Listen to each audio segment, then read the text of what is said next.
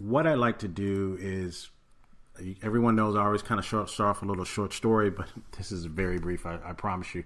But it's relevant. I always try to make sure the story is relevant. But I remember when I first met my wife for the first time, I don't think she knew she was my wife, but I knew she was my wife when I saw her for the first time. Wow, what a story. But let me move on right to it. Addressing the elephant in the room. At this point, it was all love at first sight. Well, on my part. But if she was telling a story, I'm sure she would say the verdict was still out on me at that time.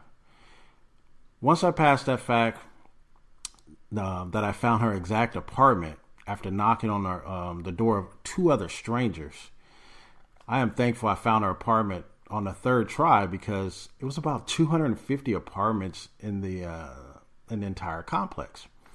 I knocked on the door and walked briskly back to the edge of the stairs. She asked, she said through the door, she said, who is it? I said, it's Jenny. And she said, who? I said, Jenny. I met you the other day in the parking lot. You probably don't remember me, but is your name Jen? She said, hold on.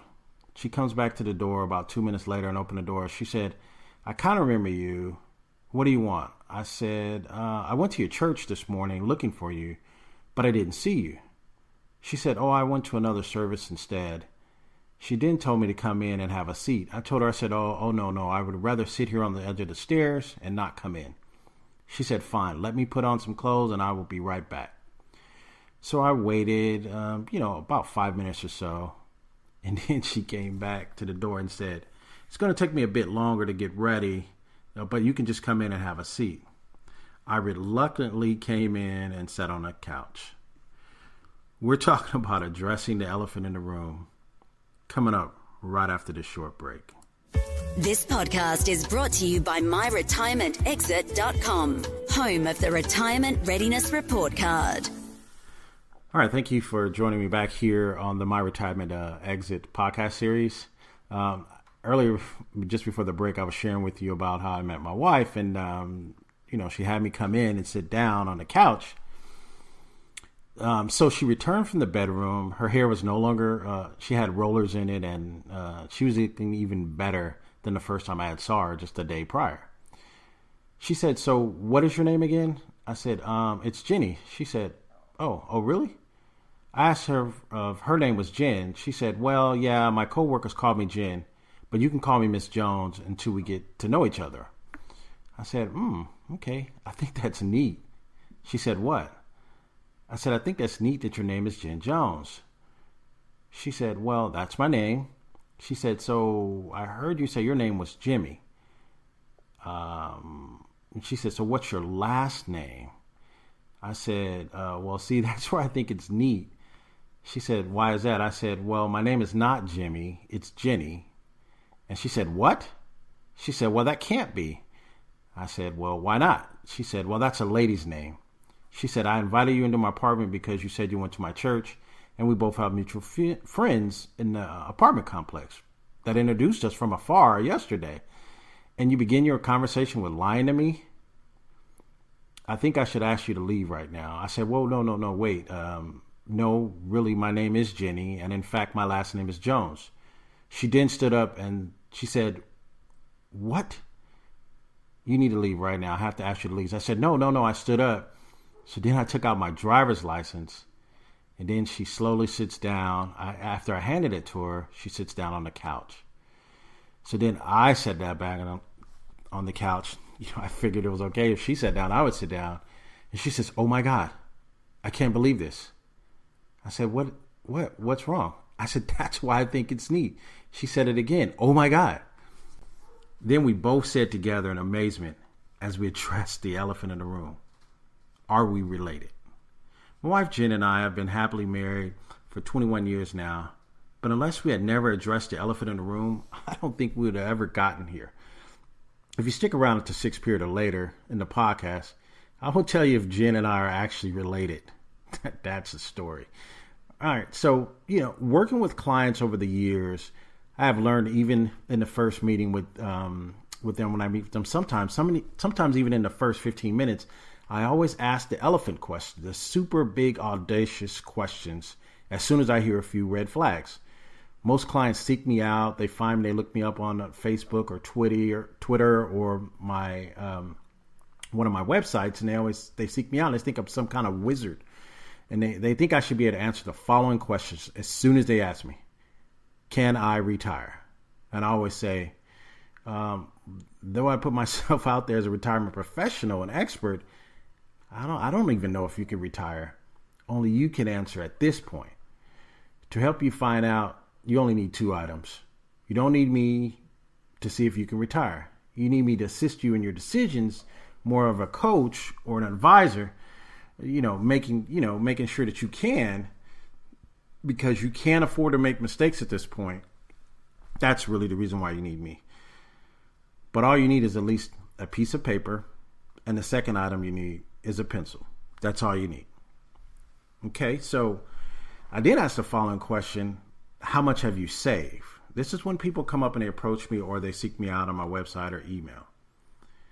I either get a number larger than the average, which I think is in good sometimes, or I get a smaller than average number.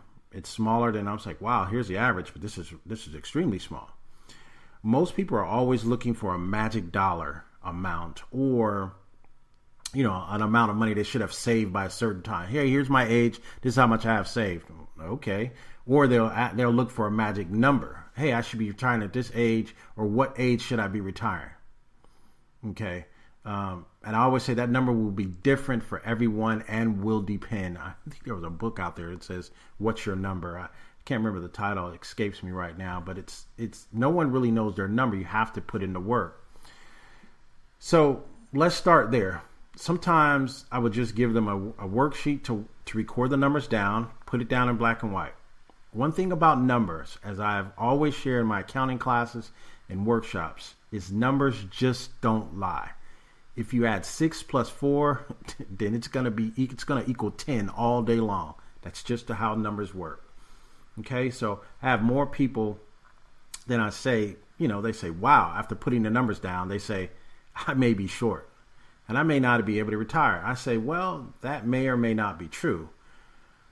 When I'm working with my clients, I will always try to make it a point to try to help them somewhere, even if it looks like there's no help to be had. In fact, on one of my blogs entitled Mistakes Were Almost Made, I share a story about a young lady let's just call this young lady Alma. I never share anyone's real name or issues, just so you know. I always ask if it's okay for me to share lessons and or outcomes of some issues that others have, so that I can help and or empower others who are on that same retirement journey. Listen to my podcast entitled Confessions of an Advisor to get a full understanding of what I mean by helping others. That's just so you'll understand. So I share in this blog how Alma almost made a mistake planning for retirement. We were trying to find ways to address her retirement shortfall. When you get an opportunity, go to the website under the blogs and look for it and take a look at the strategy we put together for her. I think you'll like it. It's pretty neat. It's pretty creative as well. This particular podcast, I wanted to put this particular podcast together, addressing the elephant in the room, the retirement shortfall. I wanted to put it together because we have a lot of clients and potential clients wondering what they should do because they don't think they have saved enough for retirement. Some are even embarrassed. But my question is to you: once you discover what you perceive to be a shortfall, in most cases, you may have the power to do something about it. But a lot of people, they just wait to the last minute. And so I'll cover that a little bit later. But okay, so let's talk about theory. Okay, in theory, or in the classroom training that I've received and or the certifications I have, I've learned that there's probably about 6 things you need to do to make up a shortfall. Or there's 6 things you can do. Some of them are a little bit more technical. I won't get into those today. I'll probably put those in some kind of work paper or some kind of blog post or something like that. So stay tuned. Make sure you subscribe to those blog posts because I'm always putting more technical things in there that you may want to look at a little bit later. But to make up a shortfall, I think you should be encouraged to know that there is still hope once you discover it. On my blog post, Retirement Mistakes Were Almost Made, that I mentioned earlier, I shared one strategy with Alma. So that leaves about six or so strategies left. we have